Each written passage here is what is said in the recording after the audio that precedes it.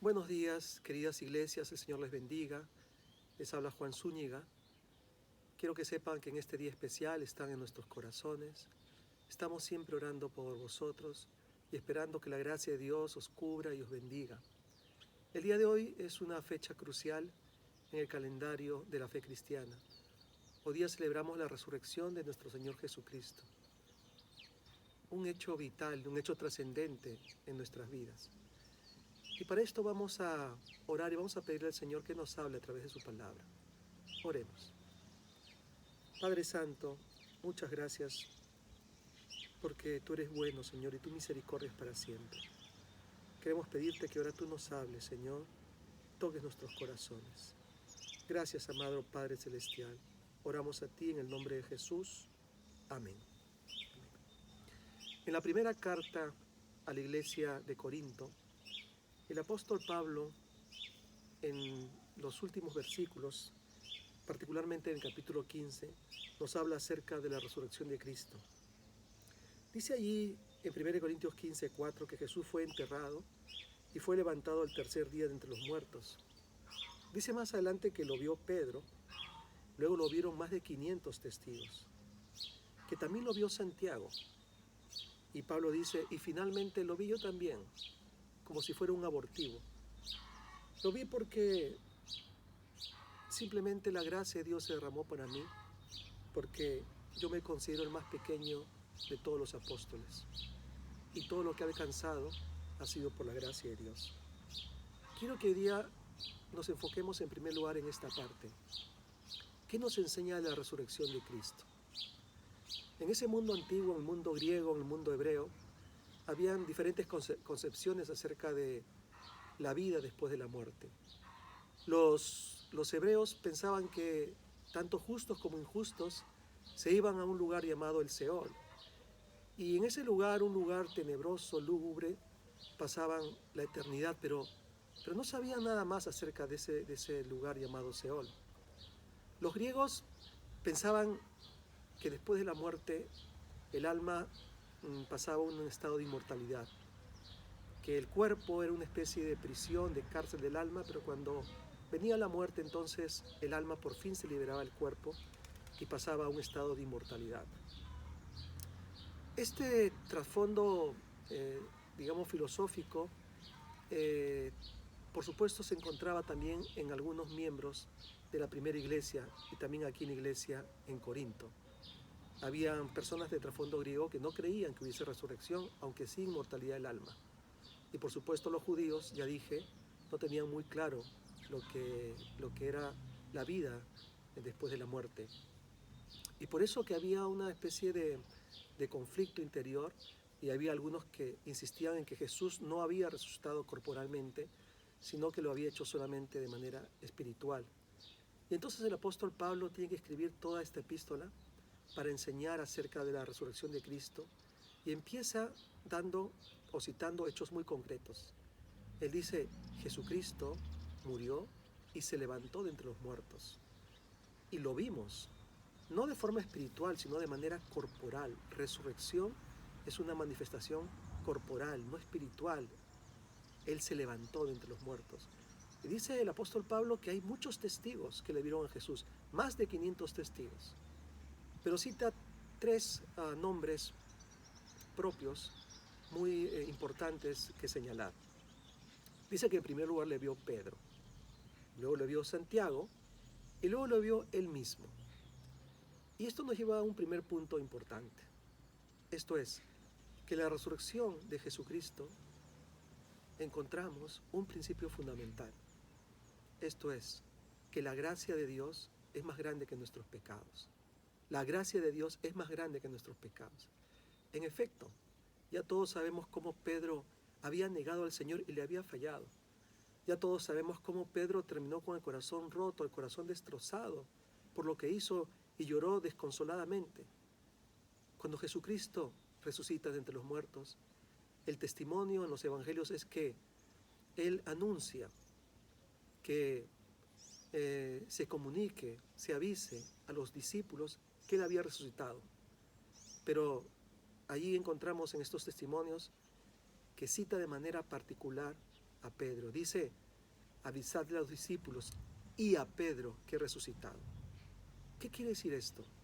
Quiere decir que, evidentemente, el Señor quería decirle a Pedro que a pesar de su fallo, a pesar de su cobardía y de su miedo, Él le seguía amando y que Él no estaba excluido de ese tremendo anuncio de su resurrección y que Él no había vuelto para sacarle en cara nada, sino más bien para confirmar ese lugar hermoso que le dio como líder del primer grupo de los discípulos. La gracia de Dios se había manifestado de una manera tremenda y Pedro tenía que saber que Él no estaba excluido. Esta forma de actuar de Jesús es muy distinta, ¿no es cierto?, a la que nosotros generalmente solemos actuar cuando descartamos a las personas porque han fallado. La resurrección de Jesucristo nos muestra que la gracia del Señor es más grande que nuestros pecados. Y un segundo caso que cita Pablo es el de Santiago. Santiago, el hermano del Señor. Todos sabemos que los hermanos del Señor al principio no le creían, que dudaban de su llamado, que le trataban muy negativamente al Señor. Hay una antigua historia, una antigua tradición que dice que Santiago se arrepiente de todo esto cuando Jesús muere y promete no comer pan hasta que le viese a él resucitado. Esa tradición muy antigua dice que el Señor, cuando resucitó, hizo que prepararan la mesa en donde también estaba sentado Santiago, su hermano, y le dijo, hermano Santiago, ya puedes comer el pan porque yo he resucitado entre los muertos. Qué precioso testimonio de la gracia de Dios. Qué hermoso testimonio del perdón del Señor. La resurrección de Jesús es la prueba de que a Dios le satisfizo la vida de Jesús. La resurrección de Jesús es la prueba de que nuestros pecados son perdonados.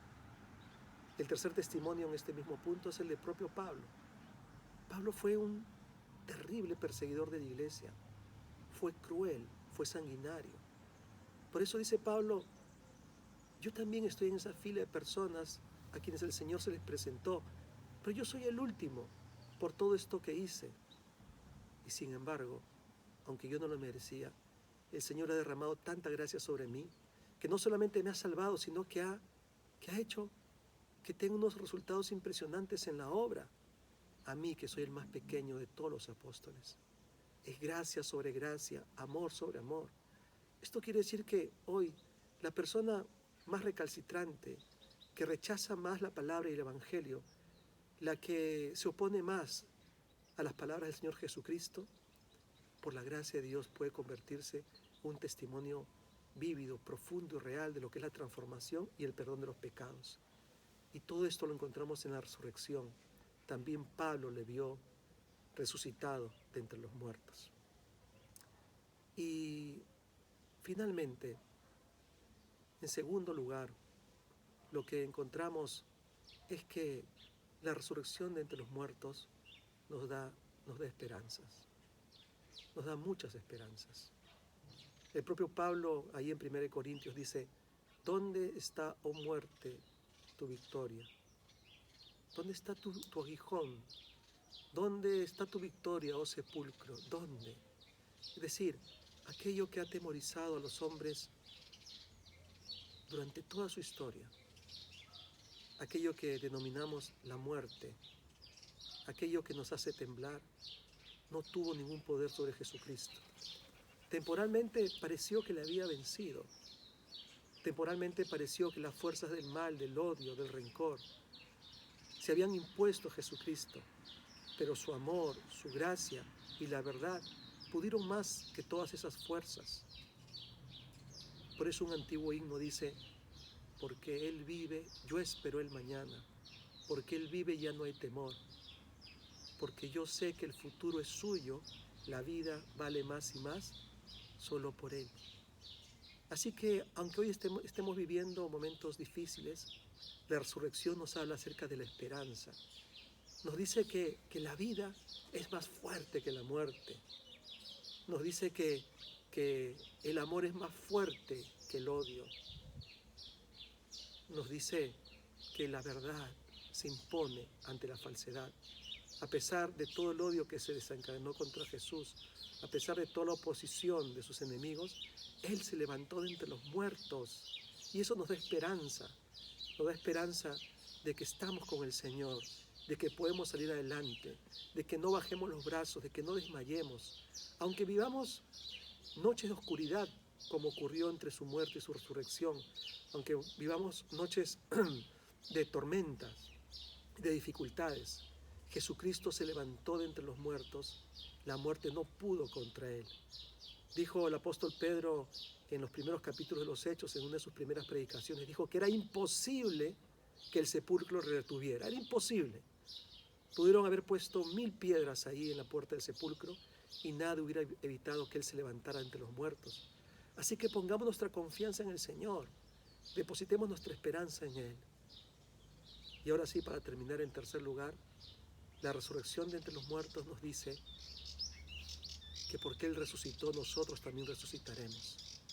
En efecto, llegará el día en que pasemos de esta vida, llegará el día en que la muerte toque nuestra puerta, pero ese no será el final, ese será el comienzo de una vida maravillosa y gloriosa junto con Jesús ahí en la eternidad, que culminará o proseguirá más bien el día en que nuestro espíritu se reencuentre con un cuerpo glorificado y que estemos con Jesucristo para siempre. Cuando uno va a Roma, uno se queda impresionado realmente de los restos arqueológicos que ahí se encuentran. Una de las cosas que a mí más me impresiona es visitar las catacumbas. Cada vez que voy, me gusta visitar las catacumbas, principalmente aquella que se llama San Calixto, que es una catacumba netamente cristiana, es decir, fue un cementerio de los cristianos. ¿Saben una cosa? En aquel tiempo a los cementerios no se les denominaba así, se les llamaba necrópolis, que quiere decir lugar de los muertos. Cuando los cristianos empezaron a enterrar sus muertos, no le llamaban así, les llamaban cementerios, que significa dormitorios. Ellos sabían que la muerte era un sueño, era algo temporal. Sus muertos estaban simplemente durmiendo. Por eso Pablo dice que Jesús traerá con Él a los que duermen, que simplemente estaban durmiendo, pero que un día se levantarían y sus cuerpos glorificados se unirían con sus espíritus. Así que la resurrección de los muertos de Jesucristo nos dice que nosotros también resucitaremos y que no temamos ni siquiera la misma muerte. Porque como Él mismo dijo, para mí el vivir es Cristo y el morir es ganancia. Así que el cristiano es victorioso. El cristiano no es un perdedor. El cristiano en Cristo ha triunfado aún sobre el peor enemigo de la humanidad, que es la muerte. Así que gloria a Dios, gloria al Señor, porque Él ha resucitado de entre los muertos. Que Dios les bendiga. Tengamos un tiempo de oración en familia. El Señor les bendiga. Gracias.